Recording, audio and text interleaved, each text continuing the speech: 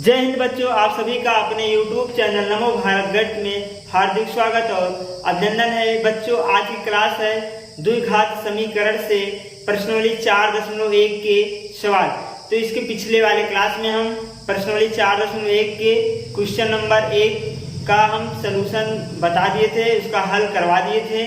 तो आज की क्लास में हम प्रश्नावली 4.1 के क्वेश्चन नंबर 2 बताएंगे। तो चलिए आज की क्लास शुरू करते हैं। तो बच्चों, क्वेश्चन नंबर 2 है, इसमें जो है 4 पार्ट हैं। पहला पार्ट क्या बोल रहा है? सबसे पहले क्वेश्चन नंबर 2 इसमें दिया क्या गया है, कह रहा है निम्न स्थितियों को द्विघात समीकरण के रूप में निरूपित कीजिए। क्वेश्चन नंबर 2 ये कह रहा है कि आपको जो क्वेश्चन दिए, जो क्वेश्चन आपको 4 दिए गए हैं, इनको हमको सिर्फ क्या बनाना है, द्विघात समीकरण के रूप में निरूपित करनी है। तो पहला क्वेश्चन क्या है, इसका रहा एक आयताकार खेत का क्षेत्रफल, एक आयताकार खेत का क्षेत्रफल 528 मीटर स्क्वायर है। खेत की लंबाई उसकी चौड़ाई के दुगने से 1 अधिक है। खेत की लंबाई उसकी चौड़ाई के दुगने से 1 अधिक है। खेत की लंबाई और चौड़ाई ज्ञात करने के लिए द्विघात समीकरण को ज्ञात कीजिए। हमको द्विघात समीकरण क्या बनानी है, बस। ठीक है, तो चलिए आज शुरू करते हैं, इसको हल करते हैं कैसे। तो सबसे पहले यहाँ देखेंगे, एक तो है लंबाई और दूसरा है चौड़ाई। ठीक है ना, लंबाई और चौड़ाई। क्षेत्रफल, खेत कैसा है, आयताकार खेत है। खेत कैसा है, आयताकार खेत है, जिसमें 2 विमान होते हैं, एक लंबाई एक चौड़ाई। खेत का क्षेत्रफल दिया है 528 मीटर स्क्वायर। ठीक है ना, अब इसमें कह रहा है लंबाई और चौड़ाई ज्ञात करने के लिए द्विघात समीकरण बनाइए।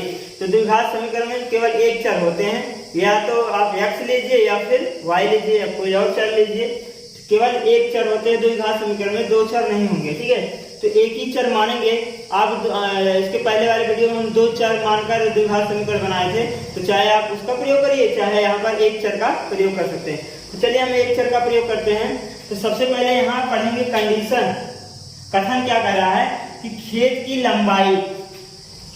लंबाई उसकी चौड़ाई के दुगने से अधिक है।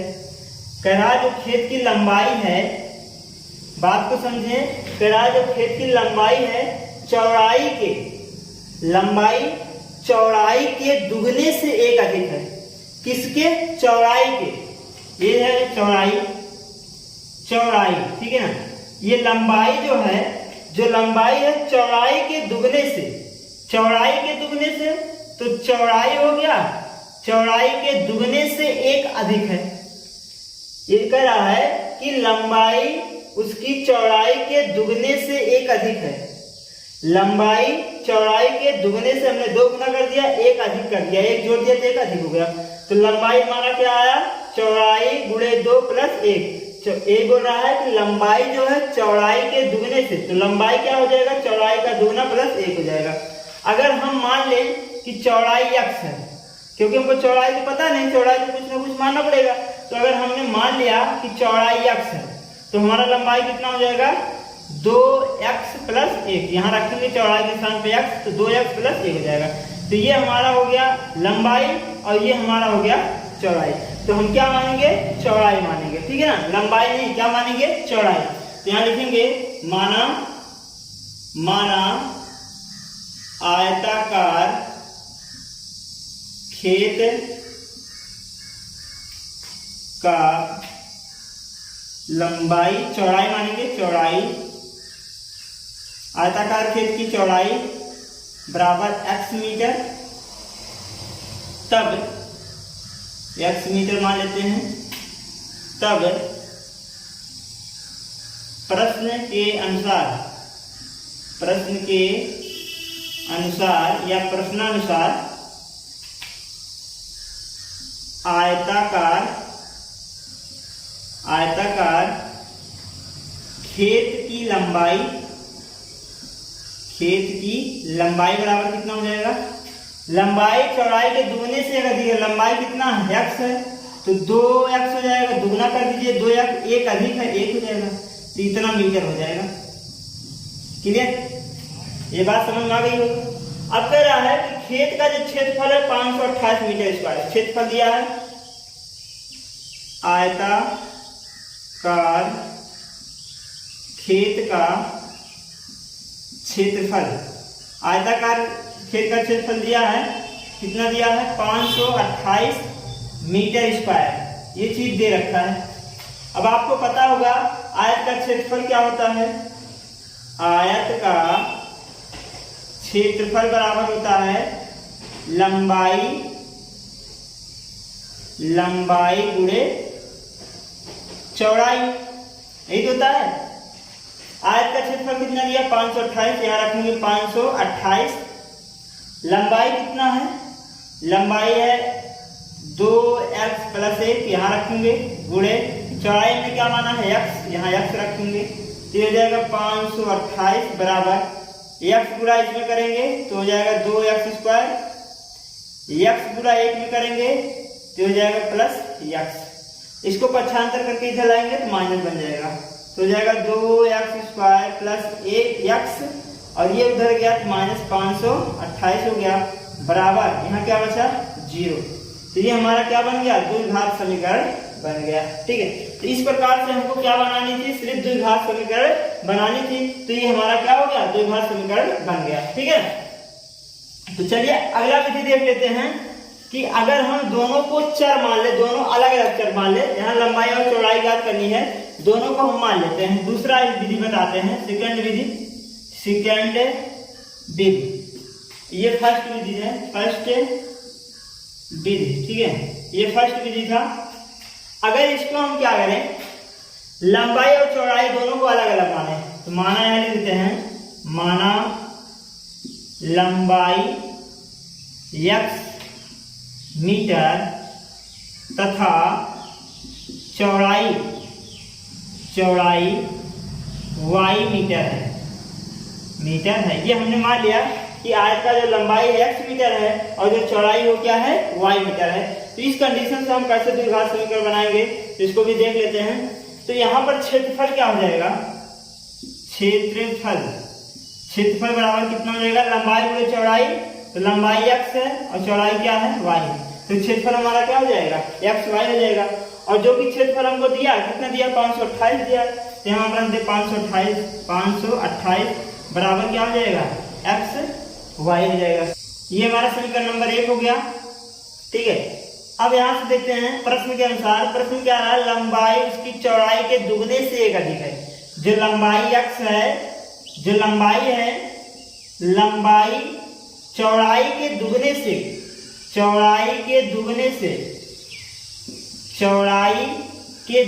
से एक अधिक है। हमने क्या किया, चौड़ाई को दुगना कर दिया और एक जोड़ दिया, एक से अधिक हो गया। लंबाई हमने क्या माना है, x माना है, चौड़ाई क्या माना है, y माना है, तो 2y हो जाएगा और प्लस कितना हो जाएगा 1। ये हुआ हमारा समीकरण नंबर 2। क्लियर।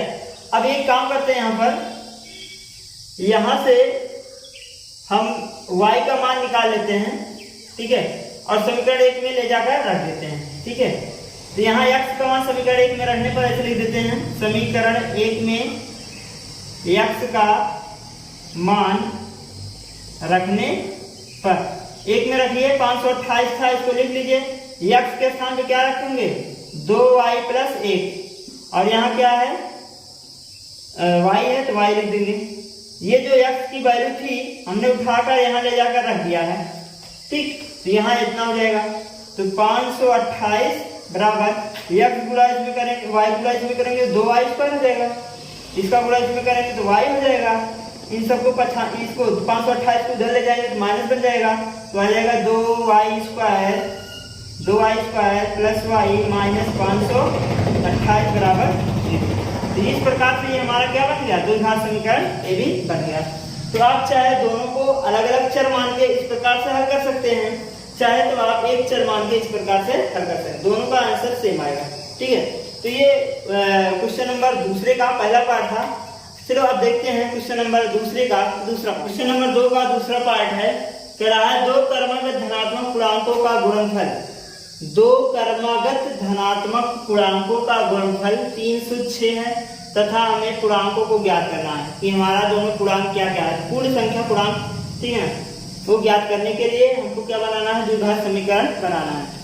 तो यहाँ लिखा है 2 क्रमागत धनात्मक पूर्णांक, जैसे मान लीजिए 3 4 या 2 3, या 3 4 या फिर 5 6 या 8 9, ये सब क्या है? दो कर्मगत पूर्णांक संख्याएं हैं जो क्रम से आते हैं, कर्मगत आते हैं। तो इनको हमको मानना है कि दो कर्मगत पूर्णांक संख्याएं क्या क्या हो सकती हैं। ठीक है, हमको मानना, अगर हम एक यक्ष मान लें, एक पहला कर्मगत संख्या अगर हम यक्ष मान लें तो दूसरा क्या हो जाता है? दूसरे में एक तो जरूर जुड़ा होगा, इसके मतलब हम क्या लिख सकते हैं? यक्ष प्लस 1 लिख सकते हैं।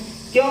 अगर हम x बराबर 1 रखें तो 1 हो जाएगा, और यहाँ जब रखेंगे 1 प्लस 1 तो कितना हो गया? 1, 2। तो ये क्रम से आया कि नहीं? अगर हम x बराबर 3 रखें इसी में तो ये हमारा 3 हो गया, और यहाँ रखेंगे तो जाएगा 3 प्लस 1 तो जाएगा 3, 4। तो इस प्रकार से हमारा क्रम संख्या आ रही है। तो हमको माननी क्या है कि एक x मान लें, दूसरा x प्लस 1। हम 1 क्यों जोड़ रहे हैं? क्योंकि हर कर्मगत संख्या में एक अंक हमेशा जुड़ा होता है। जैसे 8 फिर आया क्या? 9, जैसे 5 फिर क्या था? 6, जैसे 2 इसके बाद 3, एक जुड़ा है 3, एक जुड़ा है 4। तो यहाँ अगर हम एक x माने तो दूसरा क्या हो जाएगा? x प्लस 1 हो जाएगा। ठीक है, तो यही हमको मानना है कि माना पहली कर्मगत संख्या x है और दूसरी क्या है? x प्लस 1 है। ठीक है, तो चलिए मानते हैं इसको। हम यहाँ लिखेंगे माना दो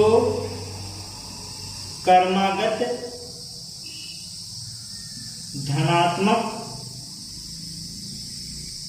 पूर्णांक x, x प्लस 1 है।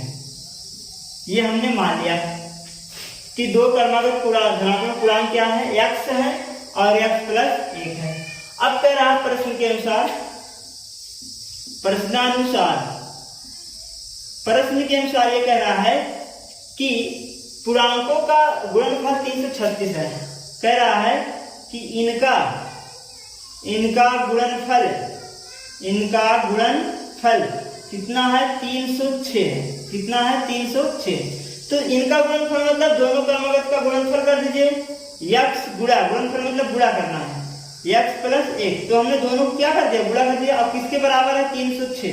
कह रहा है इनका गुणनफल जो है 306 है। हमने क्या करें? 306 के बराबर x गुणा x में करेंगे x स्क्वायर हो जाएगा, फिर x गुणा 1 में करेंगे तो x हो जाएगा बराबर 306। इसको पक्षांतर कर देते हैं तो x square plus x minus का 306 बराबर 0। ये हमारा क्या बन गया? द्विघात समीकरण बन गया। क्लियर? इस प्रकार से हमको सिर्फ द्विघात समीकरण ही बतानी है, तो ये हमारा द्विघात समीकरण हो जाएगा। ठीक, तो ये था दूसरा पार्ट दूसरे का। अब देखेंगे तीसरा नंबर, दूसरे का तीसरा पार्ट है। कह रोहन की माँ उससे 26 वर्ष बड़ी है। किससे? रोहन से। जो रोहन की माँ है रोहन से 26 वर्ष बड़ी है। उनकी आय वर्षों में का गुणनफल, उनकी आय का गुणनफल अब से 3 वर्ष पश्चात, मतलब 3 वर्ष बीत गया बाद 3 वर्ष पश्चात 360 हो जाएगा। पश्चात मतलब हमने बताया था कि क्या होता है, उसमें जुड़ जाता है। 3 वर्ष पश्चात रोहन की आय जो वर्तमान में है उसे ज्ञात कीजिए। हमको क्या करना है? ज्ञात करने के लिए द्विघात समीकरण बनाना है। तो चलिए इसमें कैसे करेंगे इसको देखते हैं। तो सबसे पहले कथन देखते हैं। कह रहा रोहन की माँ उससे 26 वर्ष बड़ी है। जो रोहन की माँ है रोहन से 26 वर्ष क्या है? बड़ी है।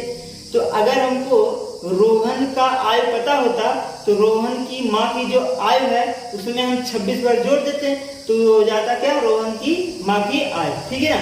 तो इसमें हम क्या मानेंगे? रोहन की आयु मानेंगे। क्यों बोल रहा है? रोहन की जो आयु है उनकी माँ से 26 उनकी माँ जो है 26 वर्ष उनसे बड़े हैं। तो अगर रोहन का पता होता तो रोहन की माँ की आयु में क्या करते हैं? 26 वर्ष जोड़ देते हैं, उनकी माँ की आयु हो जाता। तो यहाँ लिखेंगे कि माना रोहन की आयु, मान लेते हैं कि माना रोहन की आयु x वर्ष है, तब प्रश्नानुसार, तब प्रश्न के अनुसार, प्रश्न में क्या बोला है कि रोहन की माँ उससे 26 वर्ष बड़ी है। किससे? रोहन से। रोहन से 26 वर्ष उसकी माँ बड़ी है। अगर रोहन का आयु x है तो उसकी माँ की आयु कितना हो जाएगा? x plus 26। तो ये लिखेंगे प्रश्न के अनुसार रोहन की माँ की आयु, रोहन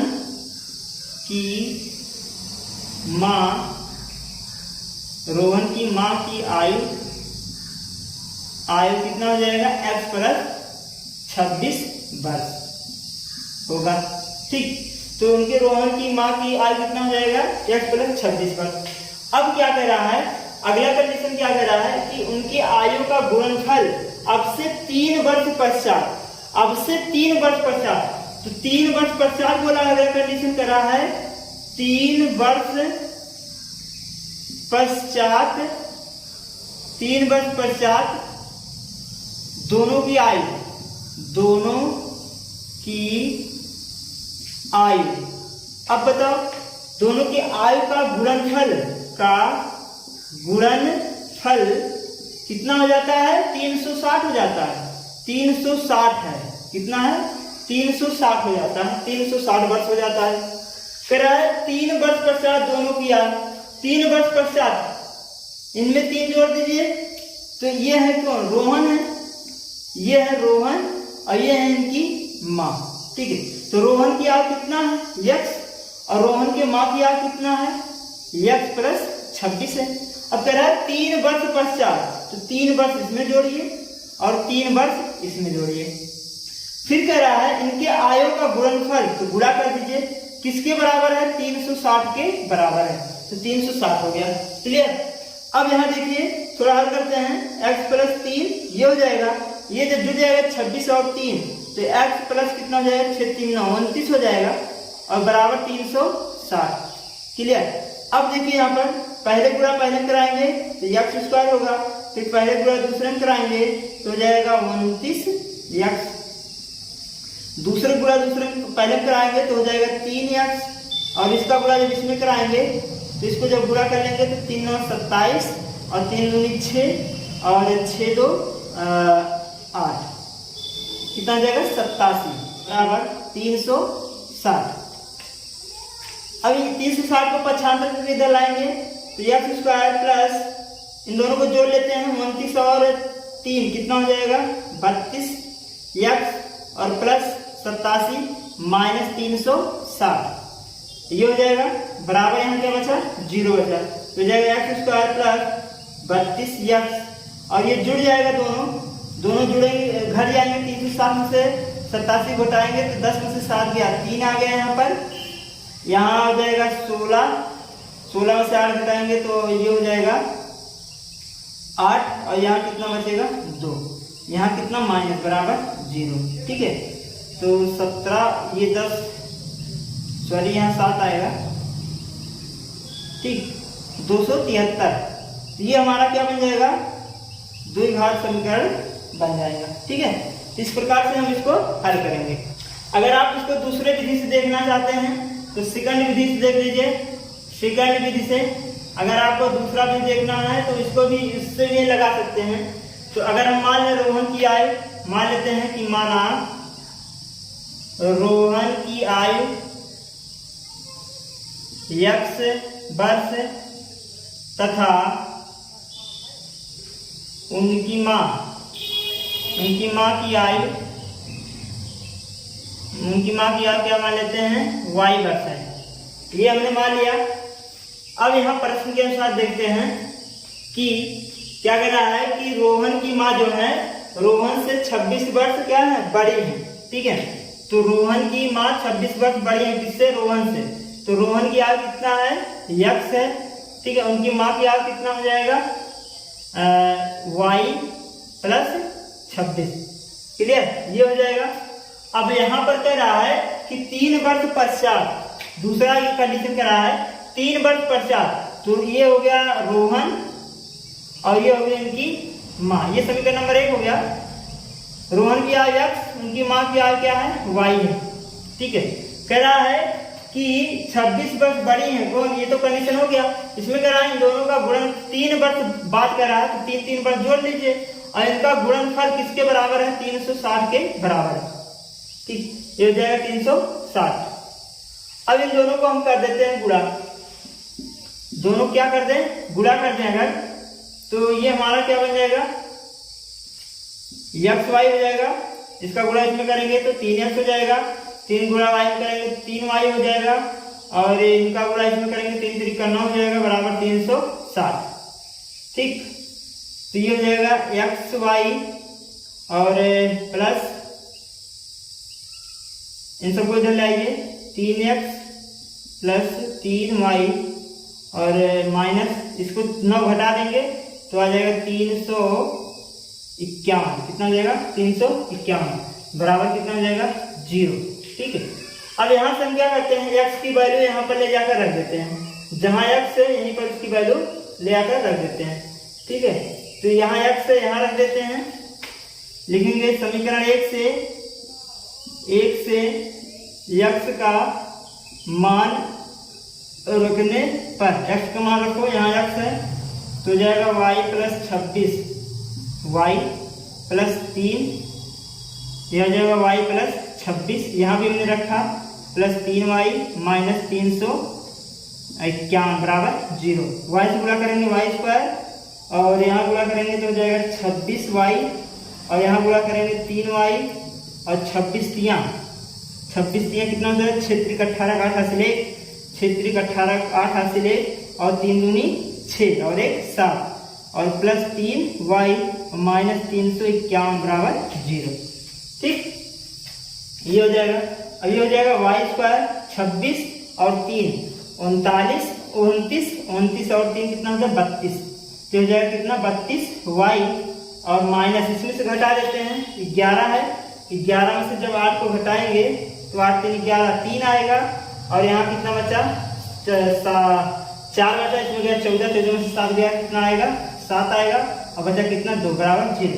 तो इस प्रकार से भी हम क्या कर सकते हैं द्विघात समीकरण बना सकते हैं, चाहे आप दोनों चर को मान लीजिए अलग अलग, चाहे आप इसका एक चर मान के हल कर सकते हैं। ठीक है ना, ये पहला विधि है, क्या है पहला विधि और ये है दूसरा विधि, चाहे इस कंडीशन से लगाइए आप चाहे इस कंडीशन से लगा सकते हैं। ठीक है, तो चलिए अगला पार्ट देखते हैं। इस क्वेश्चन का चौथा पार्ट है, क्वेश्चन नंबर 2 का चौथा पार्ट है जो कि लास्ट है। कह रहा है एक रेलगाड़ी 480 किलोमीटर की दूरी समान चाल से तय करती है। यहाँ लिखा है समान चाल, ये लिखा क्या है समान चाल। कोई रेलगाड़ी है जो कि एक समान चाल से एकदम पूरे समान चाल से तय कर रही है, कितना दूरी 480 किलोमीटर।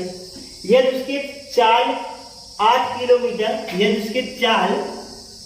उसके चाल 8 किलोमीटर प्रति घंटा कम होते, यदि जो समान चाल से चल रही है अगर 8 किलोमीटर प्रति घंटा कम होता तो वह उसी दूरी को, जितना दूरी है 480, उसी दूरी को तय करने में 3 घंटे ज्यादा लेती। क्या करता 3 घंटा अधिक समय लेता। तो हमें रेलगाड़ी की चाल ज्ञात करनी है, उसके लिए हमको क्या बनाना है द्विघात समीकरण बनाना है। ठीक है, तो समय तो पता नहीं है कि समान चाल से जो चल रही है वो 480 किलोमीटर दूरी कितने समय में तय कर रही है, हमको समय तो पता नहीं है। ठीक है ना, तो सबसे पहले हम क्या करेंगे उसकी चाल मानेंगे, जो समान चाल से चल रही है उसकी स्पीड चाल क्या है। ठीक है, तो हम मान लेते हैं कि माना रेल गाड़ी की समान चाल x किलोमीटर प्रति घंटा है। हमने मान लिया कि जो रेलगाड़ी की चाल है वो कितना है x किलोमीटर प्रति घंटा है। ठीक है, उस कंडीशन में दूरी कितना चल रहा है, उसकी दूरी कितना है 480 किलोमीटर है, लेकिन समय नहीं पता है। इस कंडीशन में समय क्या हो जाएगा, समय हमारा क्या होगा तब समय हमारा कितना हो जाएगा, समय बराबर क्या होता है दूरी बटे चाल, यही तो होता है ना। समय बराबर क्या होता है दूरी बटे चाल, तो समय हमारा क्या हो जाएगा, समय बराबर दूरी कितना है 480 और चाल कितना है x। इसका मतलब इतने घंटे आ गए क्या हमारे समय कितना आया 480 बटे, क्योंकि आपको पता है ये सूत्र समय बराबर क्या होता है दूरी बटे चाल होता है। दूरी कितना 480 और चाल कितना है x, तब हमारा समय कितना लगता है 480 बटे x घंटे। कब, जब नियत समय से एक समान चाल से चल रही हो रेलगाड़ी और 480 किलोमीटर चलती हो और तब उसका समय ये है। ठीक, अब प्रश्न के अनुसार देखिएगा, प्रश्नानुसार अब प्रश्न में क्या बोल रहा है उसको देखिए। प्रश्न में कह रहा है कि यदि उसकी चाल 8 किलोमीटर घंटा कम होती, ठीक है लिख देते हैं, यदि चाल 8 यदि चाल 8 किलोमीटर प्रति घंटा कम होती तो 3 घंटा समय अधिक लगता।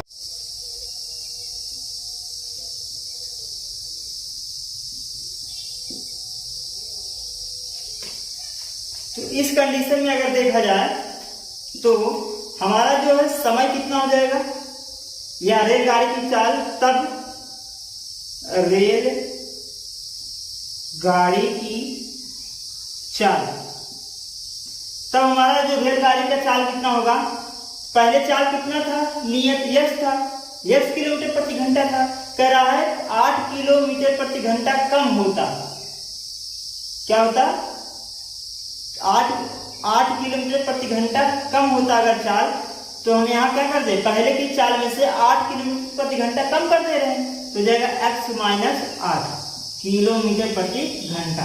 तो ये हो गया चाल, लेकिन हमको दूरी वही तो तय करना है जितना दूरी पहले तय करना था, तो दूरी हमारा क्या हो जाएगा 480 किलोमीटर, ये हमारा दूरी हो गया, ठीक है। लेकिन समय कितना लग रहा है वो देखते हैं। समय कह रहा है कि वह उसी दूरी को 3 घंटा ज्यादा समय लेती, क्या करती, 3 घंटा समय ज्यादा ले लेगी। तो पहले का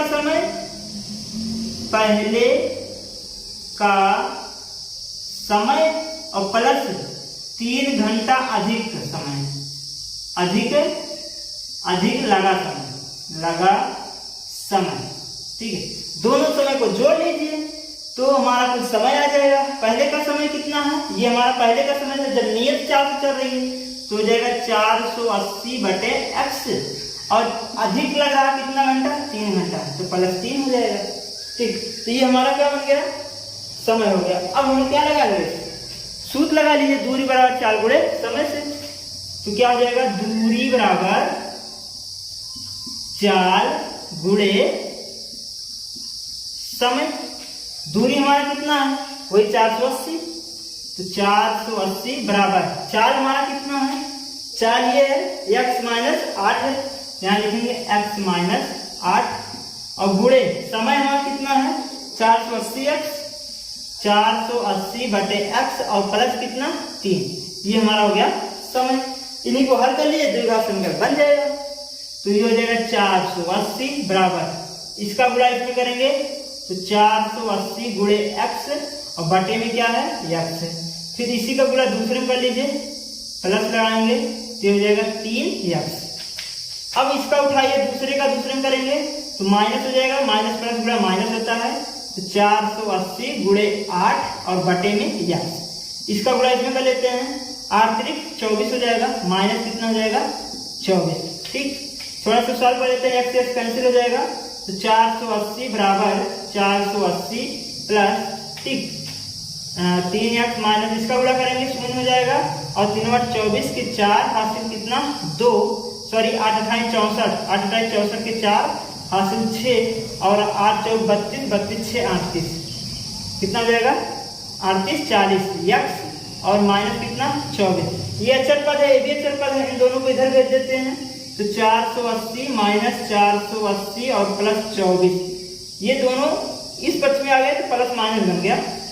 अब इधर क्या बचा 3x, और ये हो गया 38 40, और बटे कितना है, इसका बटा 1 कर लीजिए, ये दोनों कैंसिल हो गया, प्लस माइनस घटाएंगे 0 आएगा, बचा कितना 24 बराबर, इसको हल करेंगे, इसका गुणा यहाँ 3x², इसका गुणा यहाँ, तो ये हो जाएगा -38 40, और बटे नीचे गुणा नीचे x, इसका बटा 1 कर लीजिए, इसका गुणा यहाँ कर लो, इसका गुणा यहाँ, तो हो जाएगा 24x बराबर 1 गुणा इसमें करेंगे तो 3x² -38 40 बराबर, ये हो जाएगा, इसको पक्षांतर करके उधर भेज लीजिए, 0 के बराबर हो जाएगा, तो 3x² माइनस ये इधर गया माइनस बन गया 24x और -38 40, कितना आ गया 38 40 बराबर कितना हो गया 0। ये हमारा क्या बन गया, द्विघात समीकरण बन गया। अगर हम इसको और सॉल्व करना चाहते हैं, 3 सब में कॉमन ले लीजिए, तो हो जाएगा x² माइनस 3 × 8 = 24, 8x, 3 × 1 = 3, और 3 × 2 = 6, और 3 × 8 = 24 बराबर 0। तो इस प्रकार से ये हमारा क्या बन जाएगा, द्विघात समीकरण बन जाएगा। तो बच्चों ये क्वेश्चन नंबर दूसरे का दूसरा लास्ट वाला पार्ट था, जो कि प्रश्नावली 4.1 में 2 सवाल थे, हमने पूरा कंप्लीट करा दिया है। अब इसके अगले क्लास में प्रश्नावली 4.2 के उदाहरण बताए जाएंगे। तो आज की क्लास बच्चों का सही तक। अगर ये क्लास आपको अच्छा लगा हो तो लाइक, शेयर, सब्सक्राइब जरूर करिएगा और कमेंट में अपना कमेंट जरूर लिखिए।